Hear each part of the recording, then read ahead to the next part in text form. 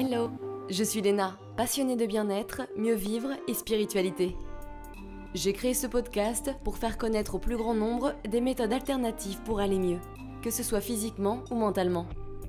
Quel que soit votre problème, quelles que soient vos croyances, restons ouverts, restons curieux et testons. Bonjour à tous, on retrouve aujourd'hui Lorraine Baldassara, médium, voyante, maître Reiki. Alors c'est quoi au juste une médium ? C'est quoi une voyante ? Qu'est-ce qu'elle voit ? Qu'est-ce qu'elle entend ? Comment elle travaille ?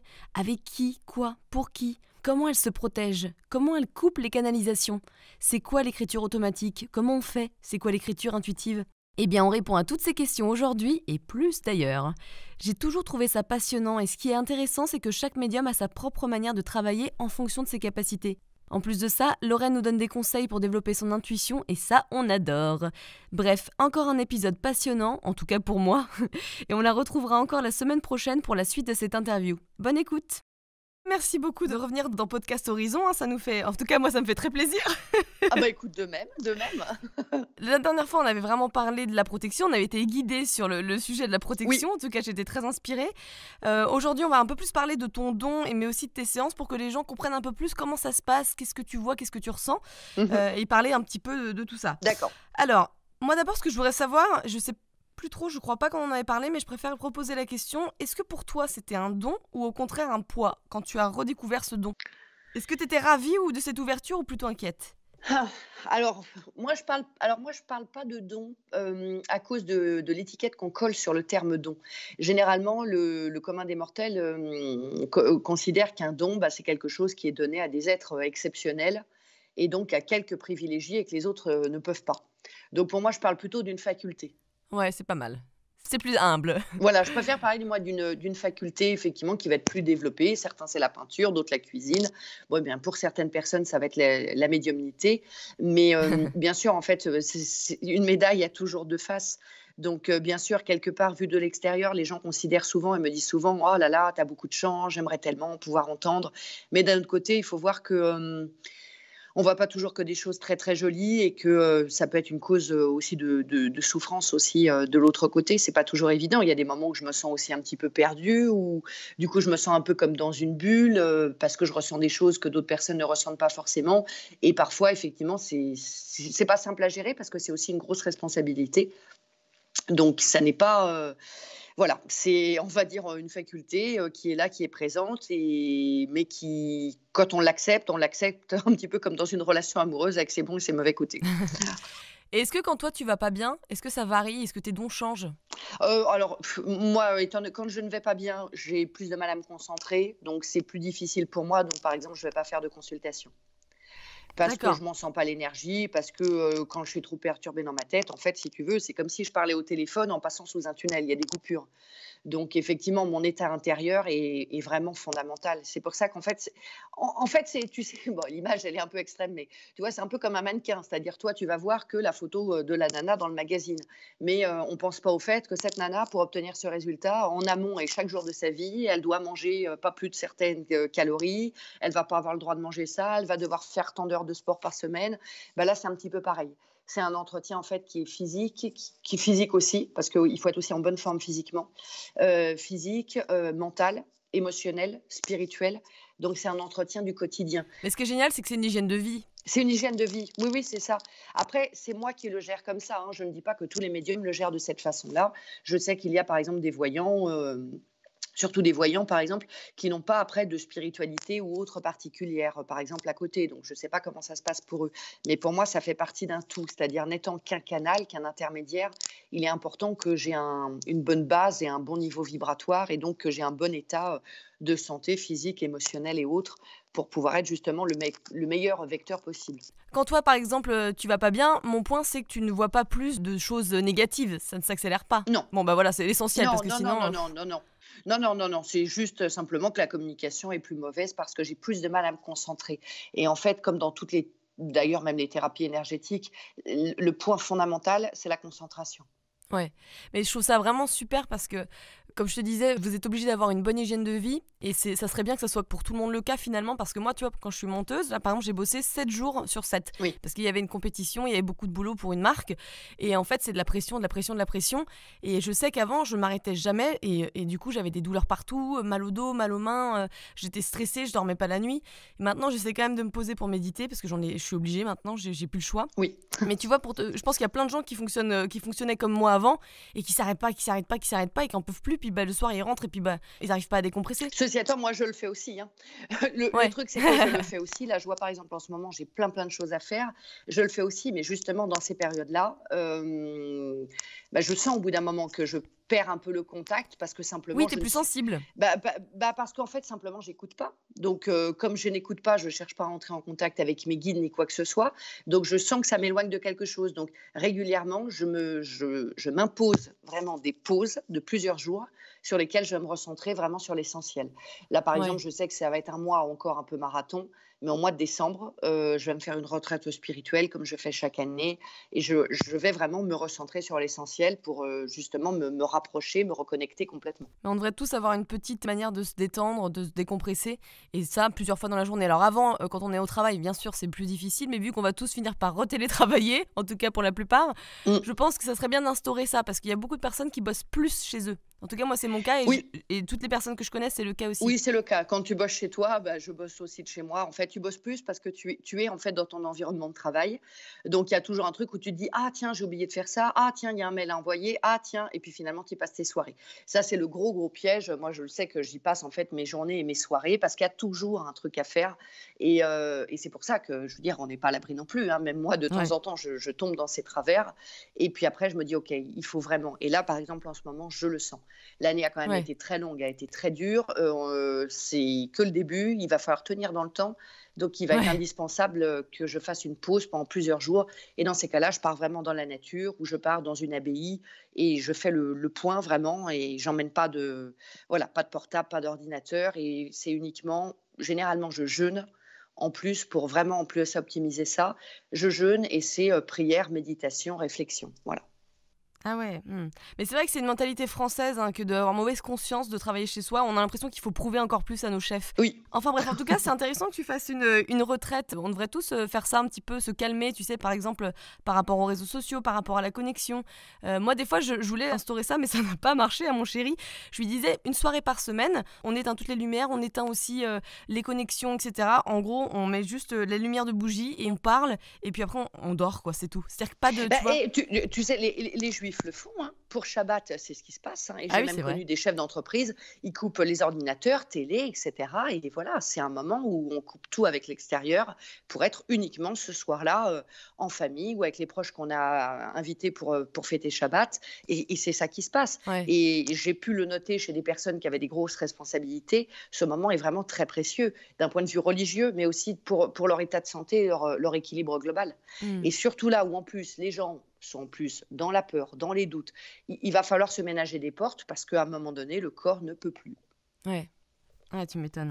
Donc oui, c'est important. Alors effectivement, en ayant en plus ce type de métier comme le mien, il faut être encore plus attentif parce que dès que je dérive, forcément, ça se ressent. Alors, moi, je voulais aussi préciser que toi, avant d'être médium, tu faisais un autre métier. Tu étais plutôt dirigée vers les études de juriste, c'est ça ? Exactement, oui, j'étais effectivement. Alors, j'ai eu d'abord plusieurs métiers, hein. C'est-à-dire, j'ai passé mon bac. J'avais très envie de continuer dans les études, mais ce n'était pas possible financièrement à ce moment-là. Donc, j'ai dû d'abord commencer à travailler pendant plusieurs années. Et ensuite, quelques années après, j'ai repris mes études. Et j'ai repris des études en droit et en histoire de l'art. Et moi, j'avais très envie, en fait, de devenir magistrat. Et qu'est-ce qui t'a fait pencher vers la médiumnité plutôt que la magistrature ? Qu'est-ce qui m'a fait pencher Ça ne m'arrangeait pas. Ça ne m'arrangeait pas, mais en fait, j'avais depuis déjà très, très longtemps, effectivement, enfant déjà, hein, j'avais ce sentiment d'être accompagnée, j'avais un grand intérêt pour l'invisible, j'aimais beaucoup aller dans les églises, donc il y avait quelque chose qui était très présent en moi. Et puis ensuite, donc vers une vingtaine d'années, j'ai eu des phénomènes qui se sont beaucoup développés à ce moment-là, spontanément. Et pour ça, il faut écouter l'épisode numéro 1 avec toi. Exactement. Exactement, écoutez l'épisode numéro 1. Mais ça me faisait extrêmement peur. Donc j'ai choisi en fait de ne pas ouvrir la porte là-dessus. Bon, il faut dire aussi que dans mon contexte, c'est un petit peu particulier parce que dans ma famille, quand j'avais à peu près 11-12 ans, en fait, est devenu témoin de Jéhovah. Or, chez les témoins de Jéhovah, c'est quelque chose qui est complètement proscrit, hein. On n'a pas du tout le droit, tout ce qui est divination, etc., est absolument proscrit. Donc, je ne pouvais pas laisser parler ça en moi non plus. Ça a aussi semé une graine de doute dans mon esprit. Donc, ça a beaucoup cultivé la peur en moi par rapport à tout ça. Donc, il n'était pas question d'ouvrir la porte là-dessus. Et puis, les années sont passées. J'ai fait mes études de droit. J'ai commencé à préparer le concours de la magistrature. Et à ce moment-là, Attends, je te coupe, mais excuse-moi, toi, tu n'étais pas témoin de Jéhovah, du coup? non, c'est-à-dire que bon, bah, je devais suivre, hein, voilà, quand on est enfant et adolescent, on doit Bien faire sûr. ce que disent les parents. Mais non, j'ai jamais été personnellement ça. En fait, ça n'a simplement jamais touché mon cœur. OK. Et ça, c'est quelque chose qui ne se contrôle pas. Alors, je ne dis pas que ça n'est pas une bonne voie pour certaines personnes. Chacun a le droit de faire ses choix pour lui. Mais moi, j'y ai pas trouvé Dieu, j'y ai pas trouvé ce que je cherchais. Et donc, bon, c'était un petit peu contrainte et forcée, hein, du coup. Ouais. Donc, dès que j'ai pu partir à 18 ans, j'ai arrêté effectivement d'y aller. Bon, mon choix était tout fait par rapport à ça. Mais malgré tout, il y avait quand même une graine qui avait été germée avec des peurs, des doutes. C'est quelque chose, hein, c'est un petit peu particulier hein, quand même, hein. On vit un petit peu en vase clos, on ne voit rien d'autre, on ne côtoie personne d'autre. Donc tout le monde a le même discours, la même pensée, même si j'y adhérais pas, il y a du coup quand même quelque chose qui est là et avec lequel, eh bien après, on doit se débrouiller un petit peu. Donc du coup, j'ai choisi bah, de ne pas me diriger vers ça et quand je me suis rapprochée après quelques années après, et donc est venu ce moment de préparer le concours de la magistrature. Et puis entre-temps, j'avais fait d'autres activités, j'avais monté une boîte dans l'immobilier, etc. Donc je devais faire un choix. Et à ce moment-là, tout simplement, je suis tombée malade. Ça m'a obligée à me mettre à l'arrêt complètement pendant une bonne année, même quasiment 2 ans. Ah oui. Et j'étais plus en mesure du tout de faire quoi que ce soit. J'étais extrêmement fatiguée. Donc il y a eu un arrêt forcé que j'ai extrêmement mal vécu, que j'ai vécu comme une injustice, mais qui m'a amenée à me poser la question. Et des personnes qui m'ont accompagnée m'ont dit à ce moment-là, pose-toi la question, pourquoi ton corps n'en peut plus parce que tu n'arrêtes pas de courir, parce que est-ce que tu cours dans la bonne direction? Et donc ça a été une grosse remise en question. De là, j'ai entendu parler du Reiki et de la lithothérapie, donc le travail aussi avec les pierres. Et j'ai décidé de franchir le pas en me disant, OK, il faut que je vois un petit peu ce qui se passe de ce côté-là et je verrai bien. Et donc petit à petit, ben, je me suis initiée au Reiki, hein, ça a été vraiment mon outil premier. Après, j'ai enchaîné sur la découverte des minéraux, hein, des pouvoirs thérapeutiques des minéraux. Et puis petit à petit, je me suis dit, OK, je me sens bien avec ça. Et je sens que c'est vers ça qu'il faut que j'aille. Donc je me suis accordé du temps, un long moment parce que c'était un choix quand même c'était important comme choix, hein, c'était pas n'importe quoi. Et donc j'ai fini par prendre mon courage à 2 mains et me dire: «OK, je pars dans cette direction». Ouais. Donc j'ai laissé derrière moi tout ce que j'avais entrepris. J'ai, voilà, fermé, ce que j'avais dans l'immobilier, et j'ai arrêté un petit peu les activités en cours et j'ai décidé à partir de là de me former et d'ouvrir mon cabinet. D'abord en lithothérapie et en reiki et par la suite, au fil des années, j'ai continué à me former, notamment au travail avec les sons, Mmh. qui est vraiment un outil que j'adore, notamment le travail avec les bols tibétains. Et puis après, au fil du temps, je suis rentrée par l'énergétique et j'ai fini par me dire: «OK, et le reste?» Et donc c'est venu, mais tout en douceur parce que je ne voulais pas que ça aille trop vite et progressivement, eh bien, je me suis aussi un petit peu initiée à cette communication justement avec l'invisible, avec beaucoup, beaucoup de prudence, donc vraiment pas à pas pour voir un petit peu ce qui se passait. Ouais. Mais c'est marrant quand tu parles de le fait d'avoir été malade pendant 2 ans, bah, moi ça a été à peu près la même chose. Alors je dis pas que c'est similaire, mais souvent il y a quand même des gros coups qui nous paraissent complètement injustes, hein. Moi ça fait 2 ans et demi que j'ai des gros problèmes de jambe droite et du coup je peux pas marcher, je peux pas sortir, enfin tu handicapé quoi, c'est insupportable, tu peux rien faire. Et c'est vrai que du coup, bah, c'est depuis ce moment-là que j'ai complètement changé, que j'ai fait un travail personnel, que bah, ma spiritualité s'est ouverte, que j'ai commencé un podcast, etc. etc. Et j'ai l'impression qu'il y a souvent des gros coups durs, des choses qui nous paraissent horribles à vivre et qui nous font vraiment évoluer. Bah, comme on dit souvent, les malades sont de grands sages. En fait, ça dépend des tempéraments de chacun, mais parfois, et je sais que je fais partie de cette catégorie de personnes, moi, je n'arrive parfois à me remettre en question que quand je tape dans le mur. C'est-à-dire, je le vois arriver, mais tant que je n'ai pas tapé dedans, Ouais. je continue à courir. C'est malheureux, mais c'est comme ça. Donc, avec le recul et des années après, parce que ça a quand même été très difficile à gérer ces problématiques de santé, euh, j'ai réalisé qu'en fait, ça avait été quelque part une bénédiction parce que il est vrai que s'il n'y avait pas eu ça, je ne me serais pas remise en question. Et donc, il n'y aurait pas eu de remise en question. Je ne me serais pas initiée au Reiki, à la lithothérapie, à la sonothérapie. Je n'aurais pas ouvert la porte sur la médiumnité. Je n'aurais pas fait tout ce chemin-là. Donc, bon, finalement, après, ça a été long, mais au niveau de la santé, les choses sont rentrées dans l'ordre peu progressivement. Tant mieux. Et voilà, aujourd'hui, je vais tout à fait bien et tout se passe très bien. Mais c'est pour dire, parfois, l'univers, en fait, ben, nous parle tel qu'on a besoin d'être. Tel qu'on a besoin de nous parler et donc vont s'adapter à chaque personne. Donc il n'y a pas heureusement besoin toujours d'aller dans des drames, mais parfois dans une maladie, dans un deuil, c'est parfois aussi de ces choses extrêmement douloureuses que peuvent ressortir un déclic en nous, une réflexion et une transformation. Ouais, ça résonne beaucoup en moi ce que tu dis parce que j'aurais jamais changé de mentalité si jamais je n'étais pas blessée, tu vois. Donc je vois très bien ce que tu veux dire. Voilà, c'est pour ça quand des personnes ont comme ça des problèmes dans le corps, par exemple, qui apparaissent, très souvent, je leur dis, et des problèmes récurrents, hein, bien sûr, hein, pas ponctuels, très souvent, je leur dis, OK, va chercher ce que te dit ton corps. Surtout dans des cas où il n'y a pas d'explication médicale à proprement parler. OK, mon corps, il est en train de me dire quoi là? Il est en train de me dire stop à quoi? De quoi est-ce qu'il ne veut plus? Voilà. Là, j'ai eu le cas, par exemple, récemment, d'apprendre dans mon entourage proche une personne qui, depuis maintenant un long moment, a un enrouement, mais extrêmement profond, hein, parle très difficilement, mais médicalement, il n'y a aucun problème. Mais moi, je sais très bien ce qui se passe, c'est que cette personne ne s'exprime pas et subit des choix qu'on lui impose et ne fait pas. Elle garde tout à l'intérieur d'elle, donc ben, à un moment donné, ça s'imprime dans le corps. Totalement. Moi, je suis 100% remplie de somatisation, donc je vois de quoi tu parles. Et bien sûr, et du coup, il faut apprendre à travailler sur soi et à comprendre pourquoi, d'où viennent ces mots. Et ça se passe aussi dans le silence que l'on se met, quoi. Parce que si on n'a pas de silence, on va pas pouvoir réfléchir à ce qui se passe. Oui, et c'est pour ça que se faire de temps en temps chez soi, avec la famille et autres, c'est pas toujours évident. Mais parfois, prendre son baluchon et partir ne serait-ce que 3 ou 4 jours, faire une retraite dans la nature, dans une abbaye, faire un jeûne, peu importe, pour se retrouver en dehors de son contexte habituel, pour juste se retrouver seul face à soi, c'est quelque chose d'extrêmement positif pour se reconstruire et se poser les bonnes questions et surtout avoir une réflexion sur soi positive et constructive. Ouais.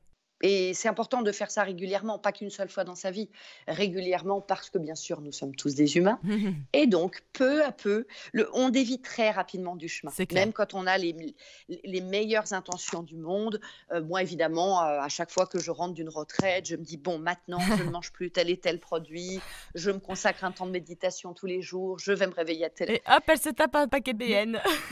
Et voilà. Et à un moment donné, eh bien le naturel, voilà, les stress quotidiens, etc., reprennent le dessus et font qu'on retombe dans ces travers. Donc c'est important. Ça n'est pas dramatique. Il ne faut pas se culpabiliser, mais simplement garder toujours un petit peu un œil de vigilance sur soi-même en se disant, OK, qu'est-ce que je suis en train de faire? Ouais. Il va peut-être être temps que je prenne un tout petit peu de recul et que j'ai une parenthèse pour vraiment bien me recentrer. Mais c'est marrant que tu parles de retraite, je trouve ça hyper intéressant. Par exemple, quand tu parles des abbayes ou des monastères, moi, c'est quelque chose qu'il y a 3 ans, j'aurais complètement rejeté parce que je déteste, à la base, je suis vraiment athée.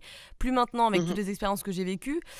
Mais c'est vrai que ça pourrait m'intéresser, malgré le fait que je ne suis pas catho, ça pourrait m'intéresser. Et d'ailleurs, il y a beaucoup de gens qui ne sont pas cathos qui vont faire des retraites dans les monastères, il me Bien semble. sûr, bien sûr.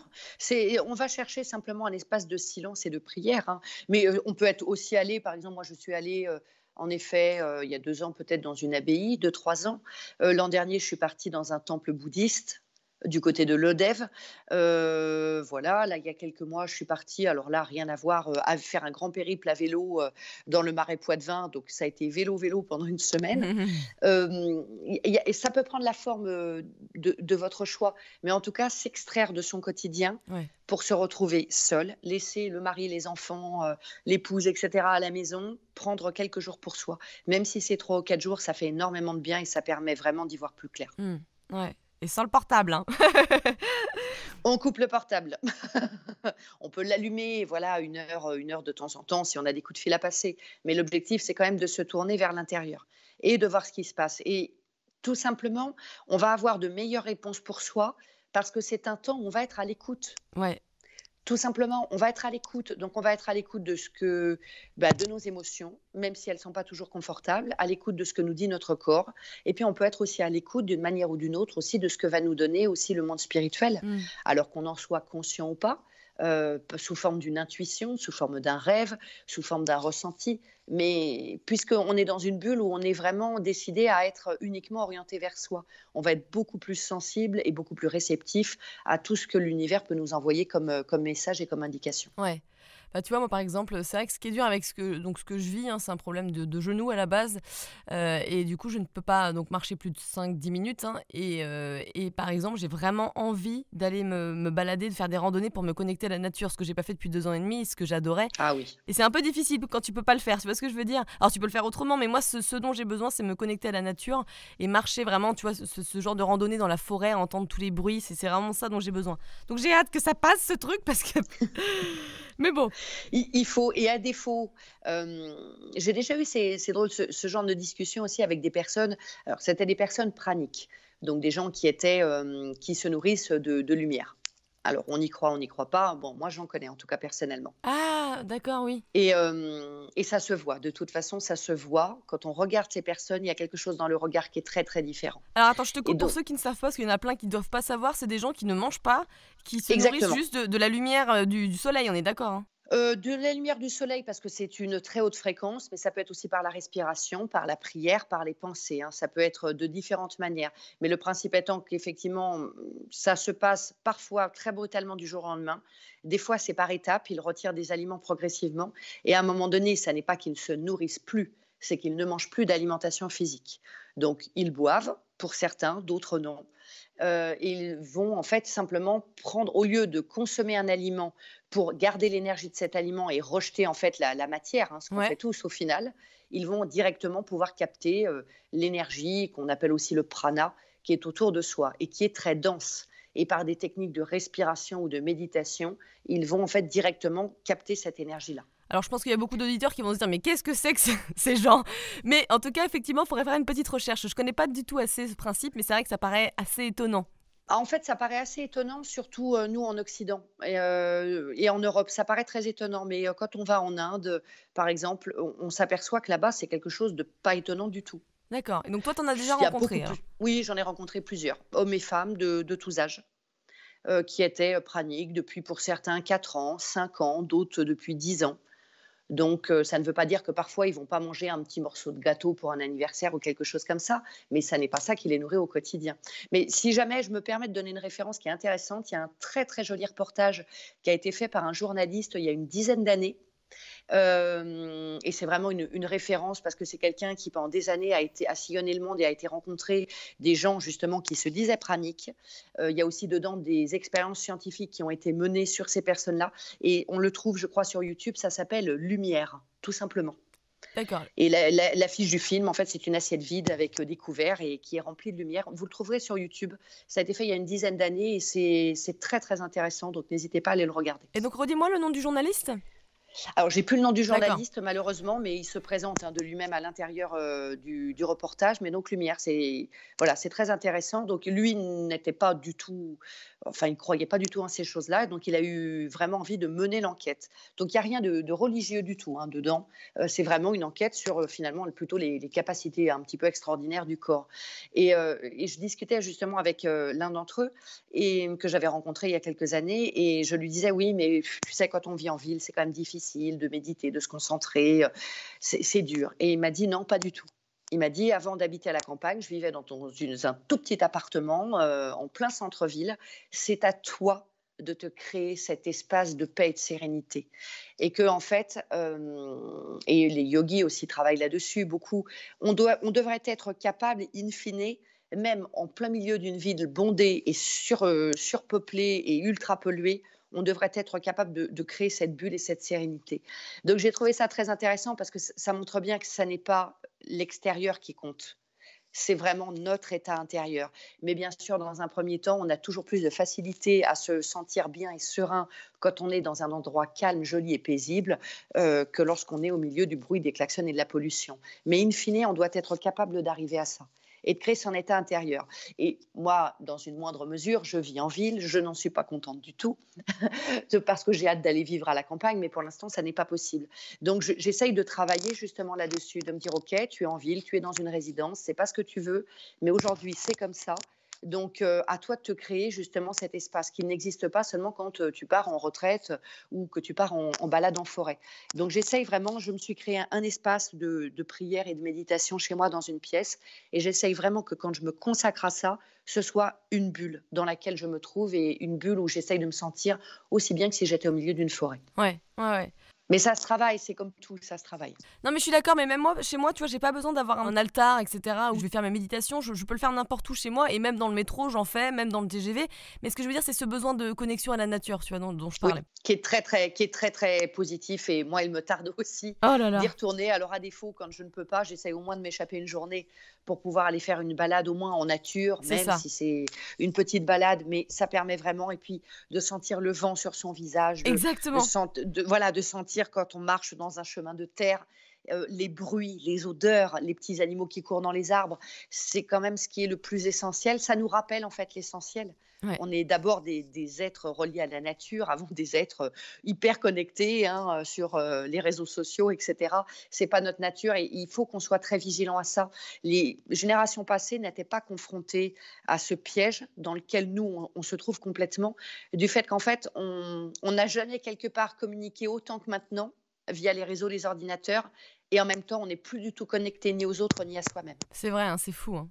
Donc, il faut faire très attention à ça, que la Ouais. machine ne prenne pas le relais sur l'humain parce que ça ne pourra jamais le remplacer. Alors, à quoi ça ressemble d'être une médium? Parce que je suis sûre qu'il y a plein de gens qui aimeraient savoir un peu plus, et c'est normal. Alors, est-ce que tu entends, tu vois, tu sens, tu sais? Alors, moi, c'est surtout, c'est un mélange de clairaudience. Alors, est-ce que tu peux nous rappeler justement les différents types de Oui, clairaudience, bien sûr. clairvoyance?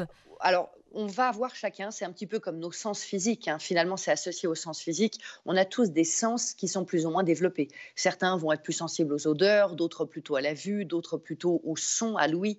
Eh bien, d'un point de vue spirituel, on a les mêmes sens qui existent. Donc, suivant les médiums, on va avoir les informations que l'on reçoit par des biais différents. Donc, certains vont être plutôt clairvoyants, c'est-à-dire que ça va être des images comme des photographies ou des sortes de mini-films, de microfilms qu'ils vont percevoir. D'autres, c'est de la clairaudience. Donc, c'est une voix qu'on va entendre soit à l'intérieur de sa tête, soit à l'extérieur.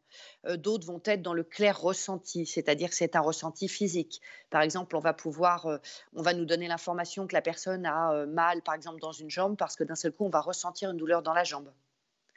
Donc, il y a plusieurs façons finalement de ressentir les informations. Et bien sûr, le monde invisible va s'adresser à nous en fonction bien de quels sont les sens par lesquels on recevra mieux le message.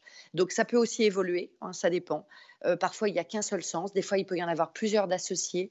Moi, je suis essentiellement clairaudiente. Donc, j'entends essentiellement une voix, hein, c'est une conversation clairaudiente, mais il y a aussi un peu de clairvoyance parce que j'ai aussi des images qui peuvent être associées ou des sortes de microfilms et un clair ressenti aussi. Donc, je vais avoir un ressenti global. Je vais avoir un ressenti. Ça peut être une sorte de frisson où je vais avoir les mâchoires qui se serrent, ce genre de choses-là. Donc, c'est l'association, on va dire, ça va être 60% clairaudience, 20% clair ressenti, 20% clairvoyance. Et l'ensemble de ces informations que je vais combiner vont me donner une information globale. Et effectivement, il peut y avoir cette sensation que on sait, mais donc c'est pour moi, c'est du clair ressenti. C'est quelque chose que l'on sent à l'intérieur de soi. C'est une forme d'évidence. C'est une, tu sais, un petit peu la même chose que je sais pas, quand tu vas croiser quelqu'un et que tu as cette sensation de déjà le connaître. Ou que, je sais pas, tu vas vouloir prendre ta voiture à un moment donné, et puis tu sais pas pourquoi, tu sens qu'il faut pas que tu montes dedans. Tu sais pas pourquoi, tu le sais. C'est juste, tu le sais, tu le sens, c'est dans tes tripes. Ouais, ouais, ouais, d'accord. Donc c'est très difficile de mettre des mots dessus et chacun le perçoit d'une manière différente. Donc il faut en fait que chaque personne qui démarre, hein, moi dans les premières années, il a fallu que je comprenne, parce qu'au départ, bien sûr, quand j'avais des informations, j'arrivais pas à distinguer. Est-ce que c'est une information authentique? Est-ce que c'est mon imagination? Est-ce que c'est une pure création de mon esprit? Et il y a cette forme de doute et donc en le travaillant petit à petit, eh bien la certitude finit par venir.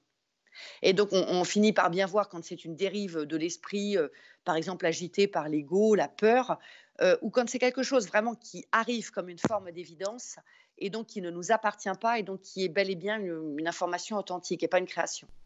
Ouais, ouais, je vois ce que tu veux dire. Et alors, avec qui tu peux communiquer, toi? Alors, encore une fois, je précise bien, il ne faut pas faire de généralité. Chaque médium est différent, communique différemment et avec des êtres différents. On ne le choisit pas. Alors, généralement, ce qu'on entend par médium, le plus couramment admis, c'est le contact avec les défunts. C'est souvent ça qu'on y entend. Et c'est vrai, beaucoup de médiums communiquent avec les défunts et certains en font une spécialité. Je l'ai fait moi-même à un moment donné. Parfois, il arrive encore, ça s'est présenté il n'y a pas plus tard qu'il y a quelques jours, que des fois aussi des âmes se présentent à moi. Alors souvent parce que c'est des âmes égarées, perdues, qui trouvent donc refuge en fait près de moi et qui ne demandent qu'à être en fait finalement délivrées et à pouvoir passer de l'autre côté. Ceci étant, ça n'est pas moi personnellement ce que je préfère. Donc, ce qui s'est mis en place il y a déjà plusieurs années et ce qui est vraiment mon cœur de métier, c'est que j'entre en contact avec ce qu'on appelle des guides. Alors, les guides, ce sont des êtres spirituels qu'on a pu connaître dans d'autres existences. Éventuellement, parfois, qu'on a pu connaître dans cette existence-ci, il peut y avoir des guides familiaux. Et moi, je compare ça souvent à un rallye. C'est-à-dire, nous sommes dans notre corps, nous sommes dans notre voiture, nous roulons sur la route et à côté de nous, on va avoir un ou plusieurs copilotes qui, eux, connaissent le chemin et qui vont donc des fois pouvoir nous donner des indications pour nous aider à ce que le parcours soit le plus tranquille possible. Ouais. Voilà, c'est un petit peu ça le but. Si on vit cette existence, c'est un terrain d'expérimentation. On est là pour apprendre des choses. On a une mission, chacun personnelle. On a quelque chose à réaliser, que ce soit et qui aura de toute façon un impact aussi sur le collectif.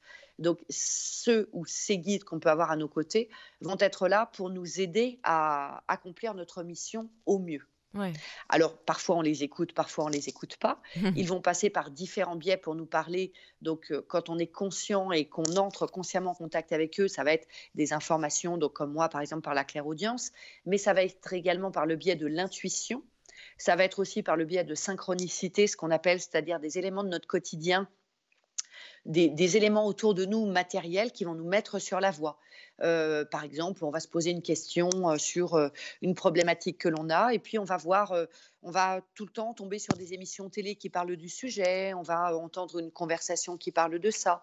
C'est ce qu'on appelle des synchronicités. Donc moi, mon cœur vraiment de métier, c'est que au travers de mes propres guides qui font office de filtre, j'entre en contact avec le ou les guides de la personne pour qui je fais par exemple une consultation. Donc ça, c'est mon travail. Donc je vais être ce rôle d'intermédiaire pour que la personne puisse savoir qu'est-ce que ces guides ont à lui dire. Et après, ça, c'est mon travail quotidien, on va dire, en consultation, d'entrer avec les guides, parce que finalement, les guides, ce sont les êtres spirituels qui nous sont le plus proches. Tes guides à toi, Léna, ne sont pas les mêmes que les miens.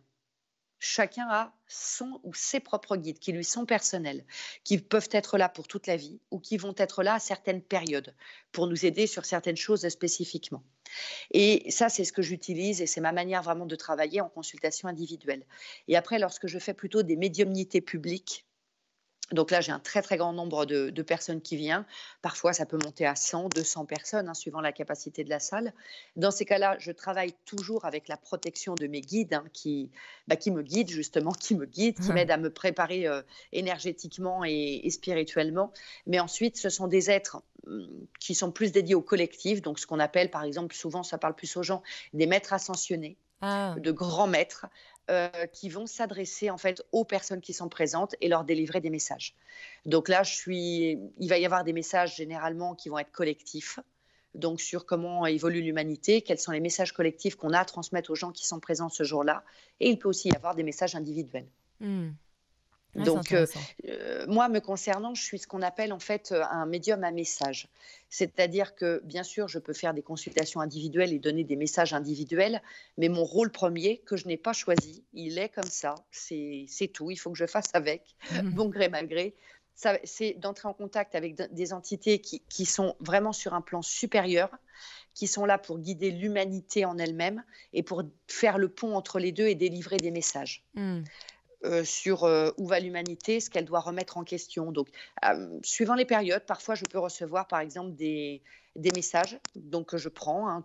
Ça va être sur des sujets très variés. Ça peut être sur l'altruisme, ça peut être sur la nécessité de la spiritualité pour l'humanité, ça peut être sur le devenir du pays d'un point de vue politique ou autre, par exemple, sur l'année qui va venir. Bah là, avec ce qui se passe.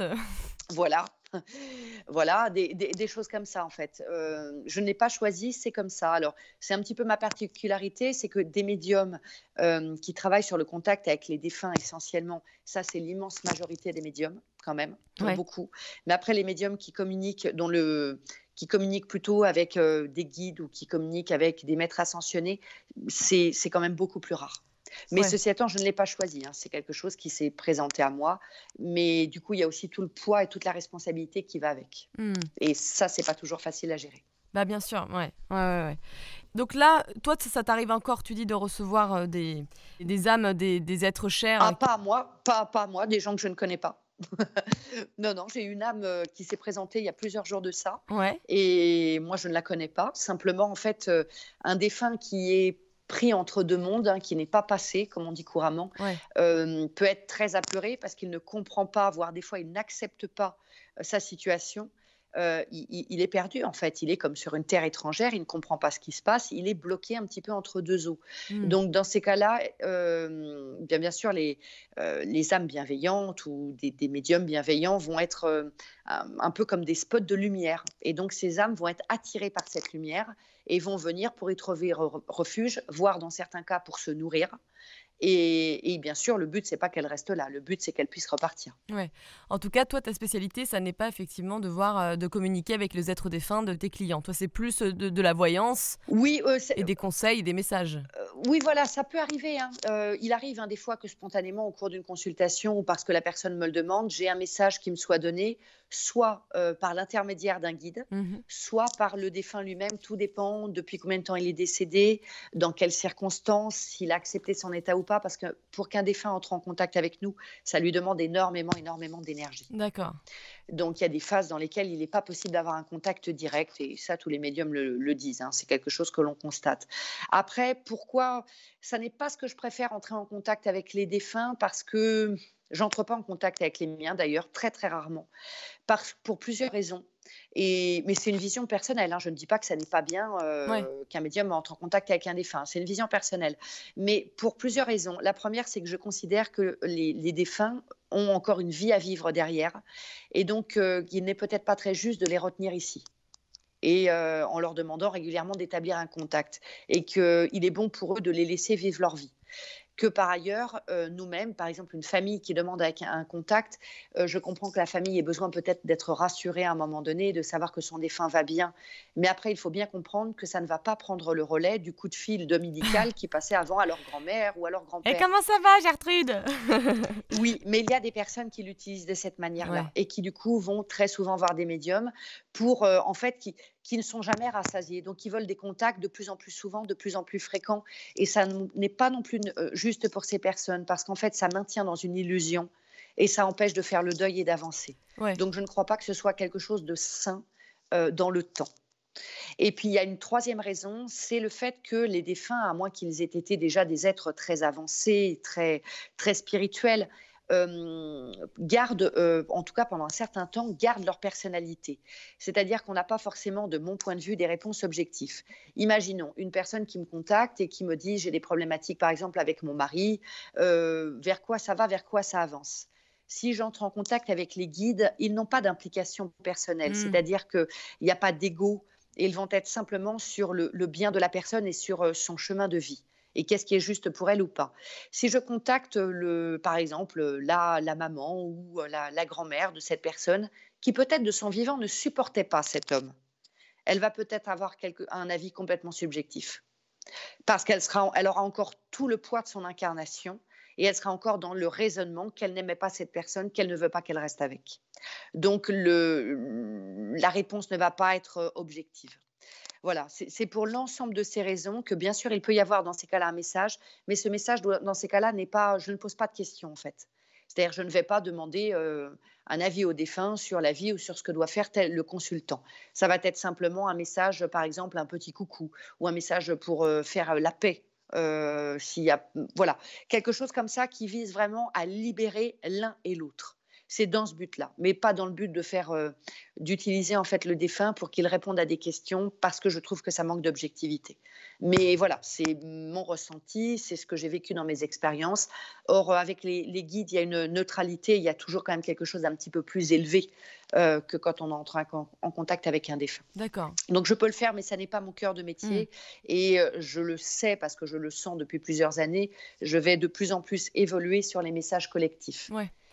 Parce qu'on est, bah, tout le monde le voit, hein, on est dans une transformation, on est dans un changement de paradigme où il va falloir que chacun d'entre nous maintenant comprenne que jusque-là, il y avait le temps de changer, de se remettre en question à titre individuel et collectif, et maintenant, il n'y a plus le temps.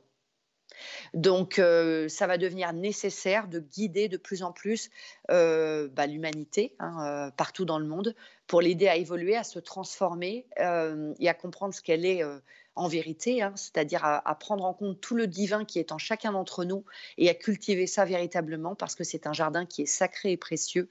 Donc, je sais que mon rôle va de plus en plus évoluer dans ce sens-là, Ouais. sur le fait de guider de plus en plus des groupes, des ensembles de personnes, que ce soit du point de vue de messages qui vont être transmis, mais aussi du point de vue de la guérison spirituelle, peut-être même en posant les mains sur les personnes. En fait, ça fait déjà 2 ans qu'on me pousse dans cette voie, mais bah, rien n'est simple.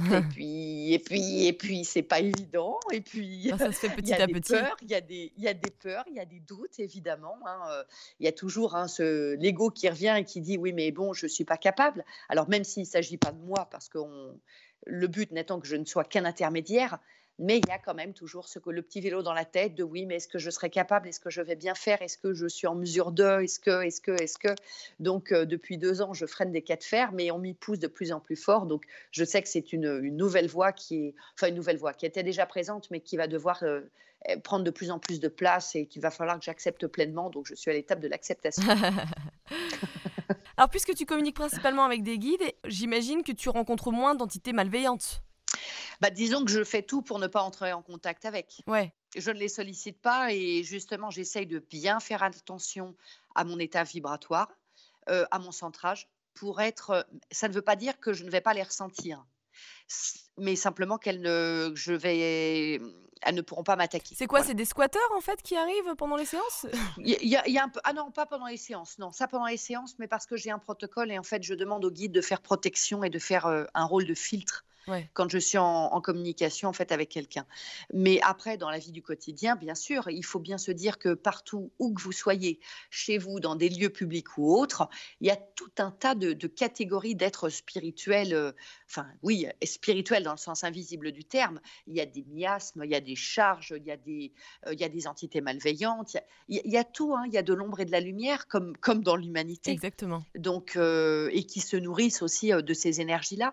Donc, plus je me nourris de choses positives, moins je vais être vulnérable pour ces entités basses. Ce qui ne les empêche pas d'essayer d'attaquer, ce qui ne les empêche pas de tenter des fois d'être présente. Hein, ça m'est arrivé d'y être confrontée, mais de rester bien ferme sur ses 2 pieds, de faire appel justement à des entités bénéfiques. Par exemple, ça peut être l'archange Michael. Moi, je sais que dans ce genre de situation, j'appelle beaucoup l'archange Michael pour venir établir une protection autour. Et de cette manière-là, y être confronté, on ne peut pas faire différemment, elles existent. Ouais. Mmh. Donc on ne peut pas faire autrement. Par contre, on peut s'en prémunir et se protéger pour y être moins vulnérable. Et être en mesure de lutter si besoin est. En parlant de métro et de vie extérieure, est-ce que maintenant tu entends des messages tout le temps, y compris quand tu te balades, ou quand tu es dans le métro, ou tu arrives maintenant à fermer les portes? Je ne prends pas le métro. Ah oui, bah oui, du coup à Toulouse, je sais, il y a pas de métro Oui. à Toulouse, non? Si, il y a des métros, si, mais j'évite autant que faire se peut les endroits, publics qui sont surchargés. J'évite aussi autant que possible les cinémas, tous ces lieux, en fait, qui confinent énormément de gens parce que c'est parce que déjà spirituellement, hein, il y a beaucoup de gens qui ont des choses accrochées sur eux et donc voilà, ça peut être un petit peu oppressant et puis je n'aime pas non plus, ce genre, j'aime pas les lieux surbondés. Mais bon, ça tient aussi à ma nature et aussi au fait que je sois autiste, donc ça n'aide pas voilà, j'évite autant que possible tous ces lieux-là. Mais après, pour répondre à ta question, en fait, moi, j'ai eu la discipline dès le début. J'ai une médium, en fait, qui m'avait dit: «Si tu ne veux pas être tout le temps envahi, il va falloir que tu poses un cadre». et donc que tu fasses un petit peu comme l'ouverture d'une boutique, la fermeture d'une boutique. C'est-à-dire que tu poses un cadre clair au fait de dire, voilà, quand je suis disponible, je suis complètement disponible pour les messages. Par contre, quand je referme, c'est au revoir, bye bye. C'est tout. Et ça, tu le fais comment? Pour ne pas être envahi. Ah bah, c'est l'intention que je pose. Ouais. C'est-à-dire que je vais, par exemple, avoir une consultation. Je me mets à mon bureau quelques minutes avant, j'allume un encens, j'allume une bougie, je salue mes guides, je me connecte, je fais une méditation. Je demande justement si la connexion est bonne, si on m'entend bien. T'as la Vraiment, je fais une DSL? vérification. Voilà, en gros, c'est ça. Et voilà, je vérifie aussi que moi, j'entends bien et que c'est fluide, qu'il n'y a rien qui parasite. Et à la fin, je remercie pour tout ce qui a été donné pour cette personne. Je demande à ce qu'elle puisse être accompagnée aussi. Et je remercie de la confiance qui m'a été faite et de l'aide qui m'a été apportée. Et à bientôt. Et voilà, je ferme. Tu as dit que tu entendais principalement. Est-ce que c'est ta voix que tu entends ou est-ce que c'est la voix des autres? Non, pas du tout. D'accord, parce que ça Non, non, dépend pas du tout. apparemment.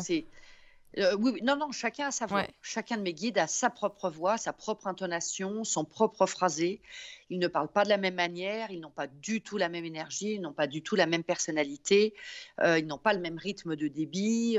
Et avec les guides du coup de mes consultants, c'est la même chose. J'ai certains guides qui vont être... Généralement, les guides sont vraiment dans la ligne directrice du consultant. C'est-à-dire on a des guides qui nous ressemblent. Hein, forcément, qui nous ressemblent. Donc, quelqu'un qui est très speed, je vais avoir des guides qui vont parler très vite. C'est rigolo ça. Je vais avoir des fois des guides qui vont être très austères. Ça dépend vraiment de la personnalité. Donc, chaque guide, ce sont des personnalités à part entière, hein. Chaque guide est complètement différent. Donc, il y a une base commune dans leur mission, mais chacun est très différent, à sa propre approche, ses propres mots. Ils vont aussi choisir leurs mots en fonction de ce qui peut être compréhensible pour la personne qu'ils accompagnent. C'est très, très différent. Donc, non, non, c'est d'ailleurs ça qui distingue. C'est que quand je pense, moi, à voix haute, je pense avec ma voix. Alors que quand c'est une autre entité, c'est très clair, ça n'est pas moi, c'est bien une autre entité. Il y a pas de doute sur la question. C'est une voix qui ressemble à une voix humaine, grave, aiguë, Ah c'est oui, oui, ça oui, qui oui, varie. oui. Ouais, Oui, oui, complètement, d'accord. complètement. Plus ou moins grave, plus ou moins aigu, oui, oui, c'est comme une voix humaine. Sauf que moi, je l'entends à l'intérieur de ma tête et pas à l'extérieur. Est-ce que tu te souviens de la première fois où tu as entendu une voix? Non, j'ai pas de souvenir précis parce qu'en fait, ça s'est fait très progressivement. D'accord. C'est-à-dire que quand j'ai voulu développer ça, au départ, je n'entendais rien. Et puis petit à petit, j'entendais rien. Et puis du coup, ils m'ont proposé, en fait, on a fait comme à l'école, c'est-à-dire tous les jours, je venais à mon bureau, on a fait des exercices pratiques, c'est-à-dire d'abord, ça a été une dictée de mots, juste de mots. Et donc, je notais sur ma feuille les mots que je croyais entendre. Et Ah, après, on faisait une vérification.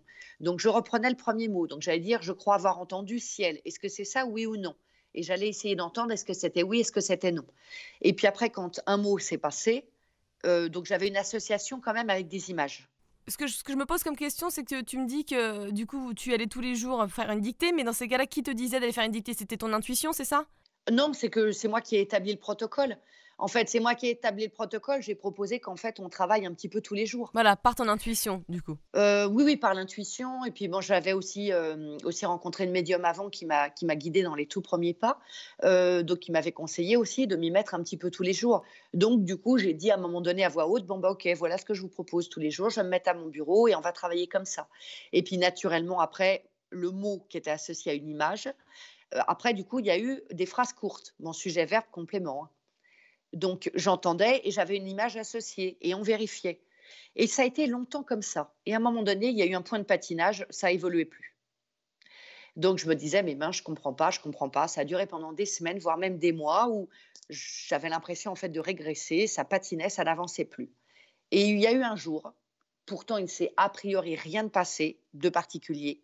Du jour au lendemain, littéralement du jour au lendemain, il y a eu un truc qui a basculé. Et bien là, ce que j'ai entendu beaucoup plus clairement et j'ai entendu une suite de phrases. Donc, on a continué sur le mode de la dictée avec des suites de phrases et progressivement. Et là, d'un seul coup, en fait, j'ai passé un palier et ça a continué à évoluer très vite derrière. Après, j'ai gardé quand même pendant plusieurs années, d'ailleurs, que j'utilise toujours maintenant, même quand j'entends, je prends quand même des notes. Ça m'aide en fait à poser. Donc tu fais quelque part de l'écriture automatique. Non, c'est pas pareil. Je fais de l'écriture intuitive et pas automatique. La différence entre les deux, Ouais. la différence, mais je le précise, tu as raison de le dire, parce que pour beaucoup de gens, c'est pas clair. L'écriture automatique, c'est je n'entends rien, je ne sens rien, Je vais simplement poser, par exemple, mon stylo sur une feuille. Je vais demander aux entités, par exemple, présentes qui veulent s'exprimer, de s'exprimer à travers moi. Et je sais comment ça fonctionne, puisque j'en ai fait aussi, très peu, mais je l'ai fait aussi. Dans ces cas-là, quand je fais de l'écriture automatique, je n'entends rien. Je n'ai aucune information. C'est un effet purement mécanique. Ouais. On le sent, hein, c'est très très clair. La main est prise. En fait, on sent comme une main qui vient se poser sur notre main et en fait, la main est guidée pour écrire. Et d'ailleurs, visuellement, ça se reconnaît parce que généralement, on commence, les premiers temps, ça se passe, je crois, pour tout le monde pareil. Les premiers temps, quand on a encore du mal à se concentrer, on fait des séries de boucles. Mais c'est exactement Généralement, on ça, fait des comme séries. un E. En fait, oui. Je suis d'accord, moi Oui, j'ai comme fait ça, un E, c'est là, pareil. des séries de E, là. Tu sais, tu fais plein de petites boucles. Ouais. Donc ça, j'ai fait des séries de boucles, hein, beaucoup. Ah, c'est marrant, putain, et moi aussi. Ça fait ça pour tout le monde. En fait, c'est-à-dire ça démarre, mais en fait, comme tu te déconcentres, ça n'arrive pas à former des lettres. Hmm. Donc, tu fais des séries de E, là, les E qui s'enchaînent. Et donc, je l'ai fait. Et dans ces cas-là, j'entendais reconcentre-toi. Donc, je m'arrêtais, je me reconcentrais, je remettais le stylo. On arrivait à faire quelques lettres et hop, ça repartait en boucle. En fait, tu pars en boucle dès que tu es plus concentré. D'accord. Donc, ça fait des boucles. Et puis, petit à petit, ça a fait des phrases. Ouais. Donc, en fait, tous les mots sont liés, hein, parce que tout est écrit d'un seul trait. Mais en fait, c'est purement mécanique. C'est-à-dire, ta main est complètement guidée. Tu vois que ça écrit sur le papier. Donc, ça, c'est mécanique. À la semaine prochaine. Bon, Léna, t'arrêtes avec tes blagues pourries là. Ok.